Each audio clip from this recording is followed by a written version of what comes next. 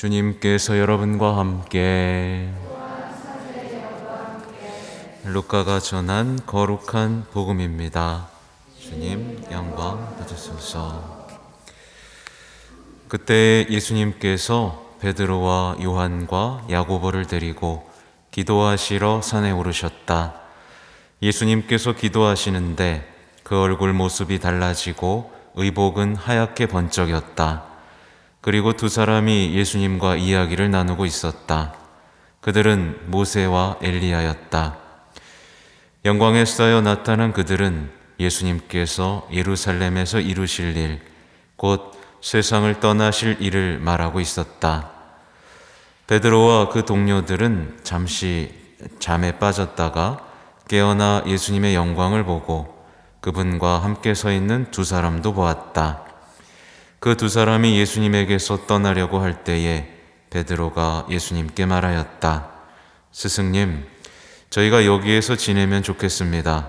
저희가 초막셋을 지어 하나는 스승님께, 하나는 모세께, 또 하나는 엘리야께 드리겠습니다. 베드로는 자기가 무슨 말을 하는지도 몰랐다. 베드로가 이렇게 말하는데 구름이 일더니 그들을 덮었다. 그들이 구름 속으로 들어가자 제자들은 그만 겁이 났다.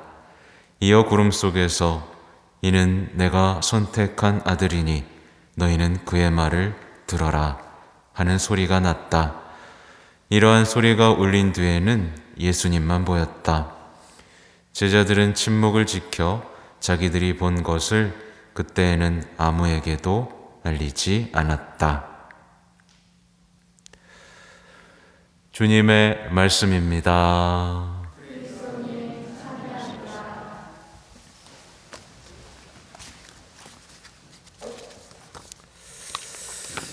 전 예수님,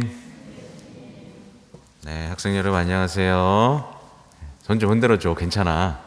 네, 버릇없는 거 아니에요. 네. 뒤에 있는 어른이도 한번 흔들어주세요. 안녕하세요. 네. 네, 안 흔드는 사람도 있어요. 근데 오늘은 되게 우리가 자주 묵상하는 주제죠. 환희의 신비 몇 단? 4단. 그죠? 예수님께서 거룩하게 변모하심을 묵상합시다. 예요. 근데 묵상해 보신 분? 네, 대답 안 할 줄 알았습니다. 묵상을 잘 안 해요. 그러니까 이렇게 좋은 묵주 기도를 하면서도 우리가 효과를 못 보는 이유는 이 묵상을 안 하기 때문에 그렇습니다. 이 빛의 신비라는 꽃봉오리가 있는데 이걸 묵상해서 활짝 피어서 거기서 나는 향기를 맡고 내가 그 향기에 취하면 우리의 삶은 묵주 기도를 통해 변화되는데 묵주 기도만 이렇게 돌리는 사람은 아무런 효과가 없어요. 우리 친구들 엄마 아빠 묵주 기도 많이 해요? 안 하면 아예 효과가 없고 큰일 났어요. 엄마 아빠들도 묵주기도 안 해. 해도 묵상 안 해. 그러니까 우리 친구들이 기도에서 변한 사람을 본 적이 없기 때문에 기도를 시도조차 하기가 어려운 상황이 돼버리는 정말 안타까운 상황입니다.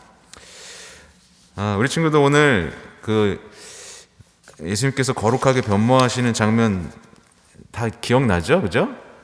베드로, 요한, 야고보를 데리고 기도하러 산에 올라갔다가 기도하시니까 예수님이 번쩍번쩍 빛나고 그때 제자들 뭐하고 있었어요?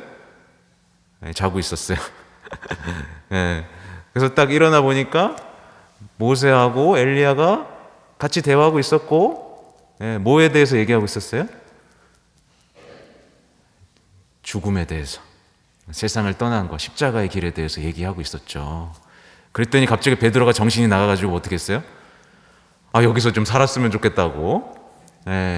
그랬더니 갑자기 구름이 이렇게 일어서 하늘에서 소리가 들려오죠.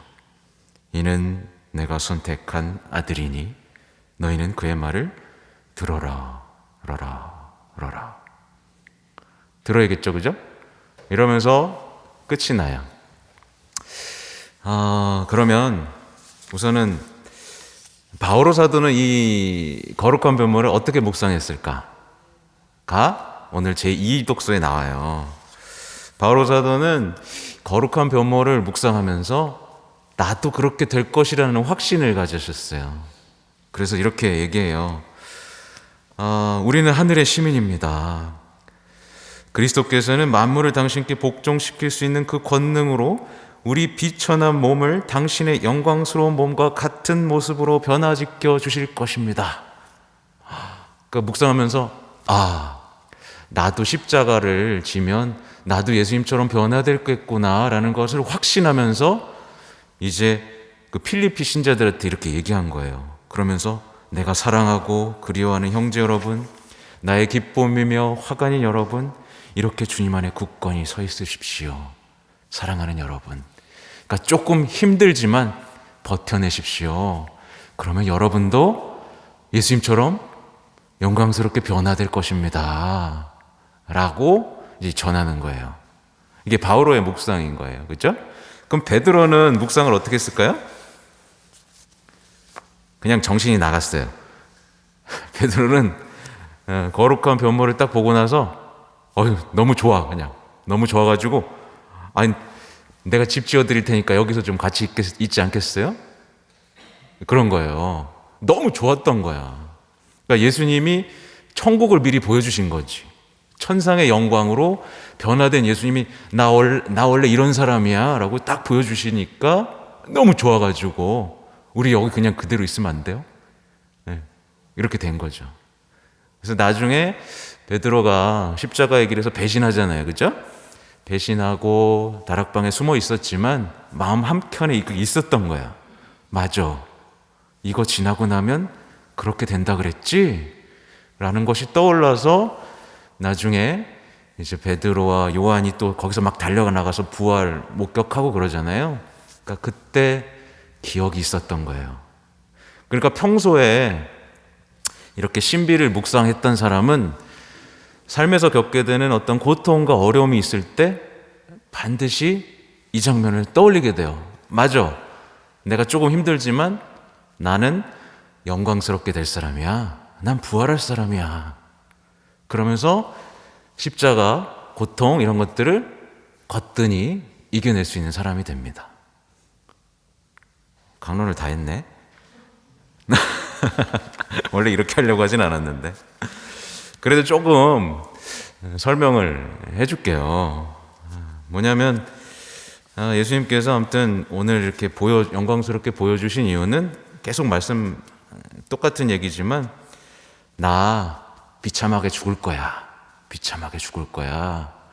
그게 어디다 써 있냐면 율법이랑 예언자들이 다 얘기했던 거야. 라고 하면서 율법을 대표하는 누가 나왔어요? 모세가 나왔죠. 모세. 10계명 받은 모세가 나오고 예언자 중에서도 그렇게 위대했던 엘리야가 이렇게 딱 나온 거예요. 그러니까 율법에도 써 있고 예언서에도 써 있듯이 나는 세상에 와서 고통받고 죽을 거야. 근데 어떻게 된다고요? 그게 끝이 아니라 이렇게 부활할 거야 라는 것을 제자들한테 알려주고 싶으셨던 거예요. 그러면서 이것을 본 제자들이 뭘 이해하길 바랬어요? 고통과 십자가의 길을 받아들일 수 있길 바란 거예요. 네. 우리 친구들 누가 괴롭히고 그러면 기분 좋아요? 안 좋아요? 안 좋죠. 근데 예수님을 알고 예수님의 십자가를 알면서는 그 고통이 마냥 싫지만은 그래도 싫지. 조금 이제 어려운 얘기로 넘어가겠습니다. 삶의 비밀이에요. 삶의 비밀. 이거는 세상 사람들은 말 안 하는 건데 뭐냐면 삶의 비밀 중에 하나는 어차피 당해야 될 고통, 누구나 죽죠. 누구나 병 걸리고 죽어요. 아프고 힘들고. 근데 삶에서 무조건 겪게 되는 이 고통을 과연 나는 어떻게 이해해야 되는가? 여기에 대한 답을 예수님이 주는 거예요. 고통이 나쁘기만 한 건가? 피해야만 되는 건가? 근데 어차피 겪어야 되는데 어떻게 이해해야 되지?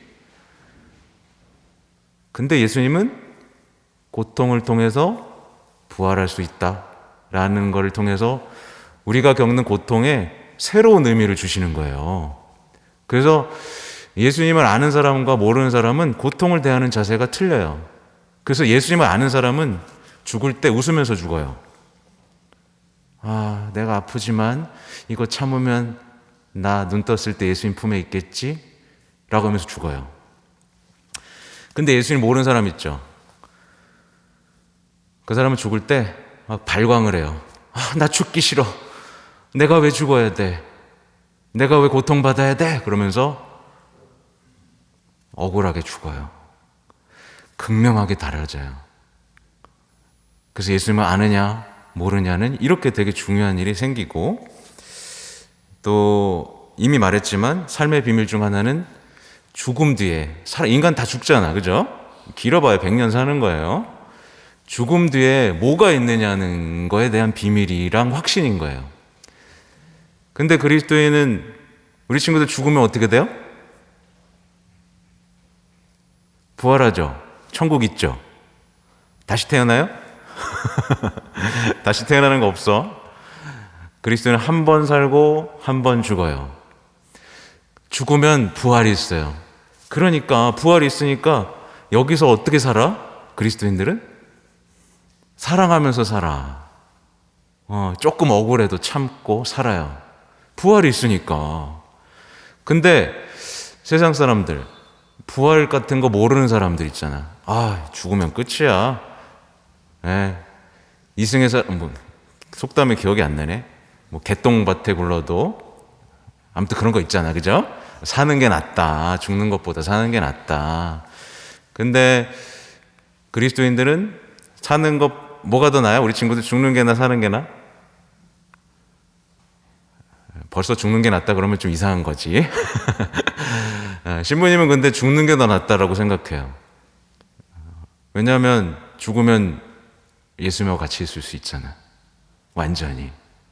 그렇다고 뭐 일부러 죽는 게 아니라 나에게 맡겨진 삶을 살아야 되고 견뎌야 하지만 지금보다 죽음이 더 좋은 것이 있다는 걸 알기 때문에 그 나중의 삶을 준비하는 거지. 그리고 최고로 준비하는 방법이 바로 예수님처럼 십자가를 지고 죽는다는 걸 배운 거예요. 바로 이 빛의 신비를 묵상하면서. 그래서 우리 친구들에게 초대하는 거죠. 아까도 말했지만 베드로는 이 예수님께서 영광스럽게 변화된 이 부활의 영광을 보면서 너무 좋았어요.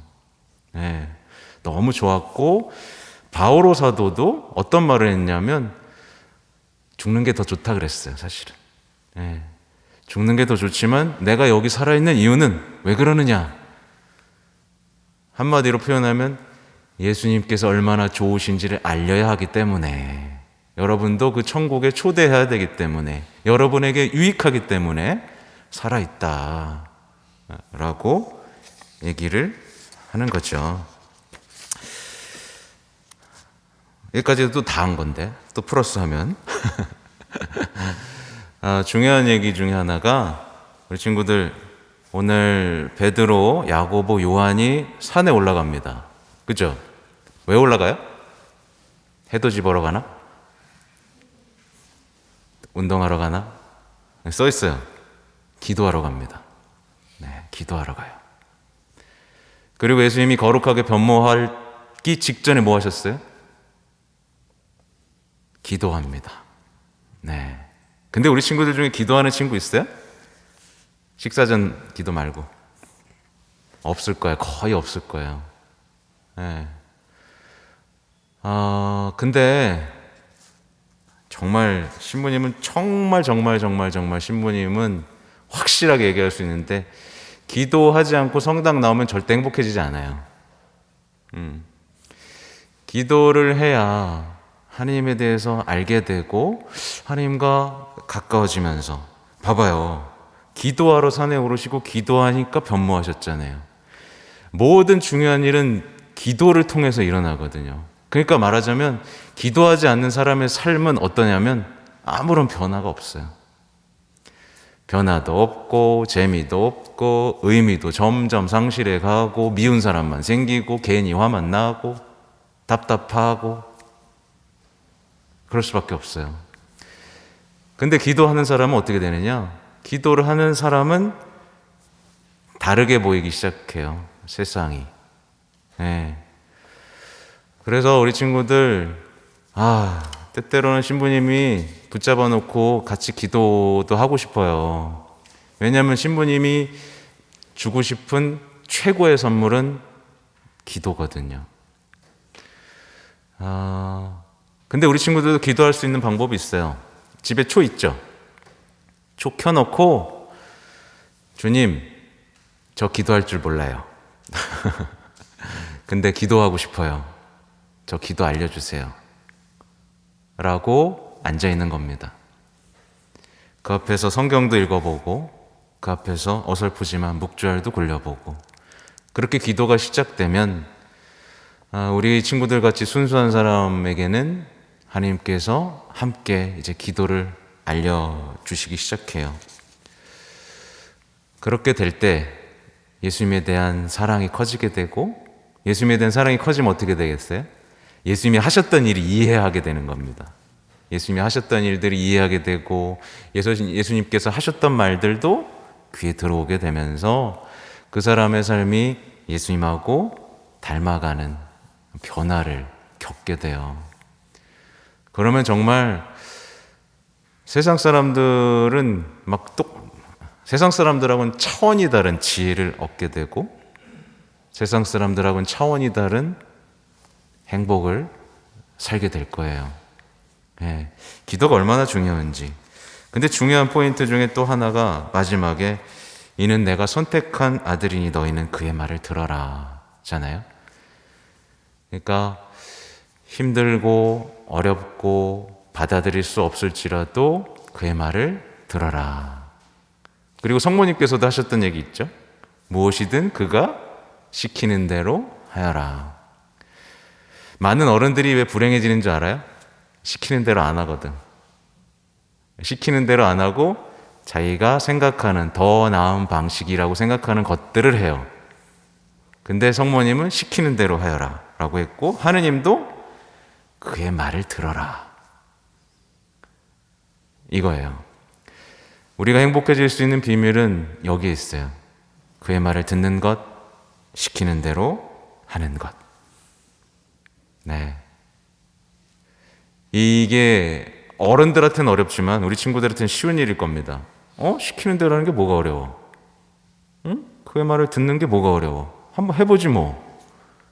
행복해지나 안 행복해지나 해보지 뭐. 믿지 뭐. 순수한 사람들은 할 수 있어요. 근데 똑똑하다고 하는 사람들은 에이 어떻게 그렇게 살아? 라고 하겠죠. 하여튼 우리 친구들 여러분들도 반드시 예수님처럼 거룩해질 겁니다. 근데 뭘 겪어야 돼요? 고통, 십자가. 이걸 피해버리면 변모도 없다. 근데 우리 친구들이 십자가의 길이 영광의 길이라는 걸 이해하는 순간 우리 친구들의 인생은 180도 변해버린다. 다른 사람들이 절망하고 땅을 칠 때 웃으면서 기도하고 살 수 있는 사람이 된다. 그래서 묵주기도 할 때 있죠. 신부님이 빛의 신비 중에 하나 해줬잖아요. 지금 거룩한 변모. 나머지 또 뭐 있어요? 세례도 받고 가나에서 혼인잔치도 하고 하늘나라 선포하기도 하고 성체성사도 세우죠, 그죠? 나머지 신비에도 얼마나 좋은 것들이 많이 있을까요, 우리 친구들? 이거는 각자의 몫으로 남겨보고 묵상해보는 시간을 가지는 것도 좋을 겁니다. 어쨌든 신부님 오늘 신비 묵상 함께 해준 거룩하게 변모하심 잊지 마세요. 알았죠? 여러분을 끝까지 하느님을 사랑하는 사람으로 만들어줄 아름다운 신비라는 거 기억하기 바랍니다. 아멘.